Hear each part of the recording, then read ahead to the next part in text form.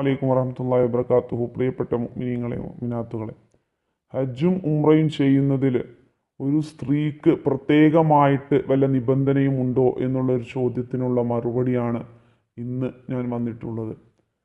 ഒരു സ്ത്രീക്ക് പ്രത്യേകമായ ഒരു നിബന്ധനയാണ് ആ ഒരു സ്ത്രീയുടെ കൂടെ ഹജ്ജിന് പോകുമ്പോൾ ഒരു നിർഭയത്വത്തിന് വേണ്ടി അവരുടെ ഭർത്താവ് അതല്ലെങ്കിൽ വിവാഹബന്ധം ഹറാമായ മറ്റു പുരുഷന്മാരോ അതുമല്ലെങ്കിൽ ഒരു സ്ത്രീ അവർക്ക് വിശ്വാസയോഗ്യമായ ഒരു സ്ത്രീയോ ഉണ്ടെങ്കിൽ മാത്രമേ അവർക്ക് ഹജ്ജ് നിർബന്ധമായിട്ടുള്ളൂ.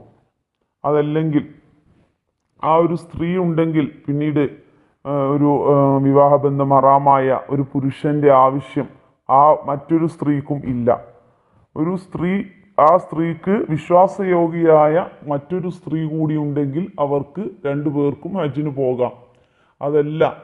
അതല്ലെങ്കിൽ നമുക്ക് ഒരു സ്ത്രീക്ക് അവരുടെ ഭർത്താവ് അതല്ലെങ്കിൽ വിവാഹബന്ധം ഹറാമായ മറ്റൊരു പുരുഷൻ്റെ ആവശ്യം ഉണ്ടെങ്കിൽ മാത്രമേ അവരുടെ സ്വയം ശരീരത്തിന് നിർഭയത്വം ഉണ്ടെങ്കിൽ മാത്രമേ അവർക്ക് ഹജ്ജ് ചെയ്യാൻ നിർബന്ധമായിട്ടുള്ളൂ എന്നുള്ളതാണ് ഒരു സ്ത്രീയെക്കുറിച്ച് അവരുടെ ഹജ്ജും ഉംറയും യാത്രയെക്കുറിച്ചും പ്രത്യേകമായിട്ടുള്ളൊരു സുന്നത്ത് അല്ലെങ്കിൽ പ്രത്യേകമായിട്ടുള്ളൊരു മസലയാണ് ഇത്.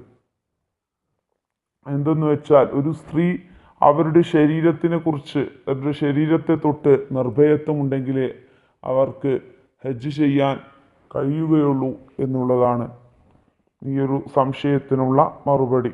അസ്സലാമു അലൈക്കും വറഹ്മത്തുള്ളാഹി വബറകാതുഹു.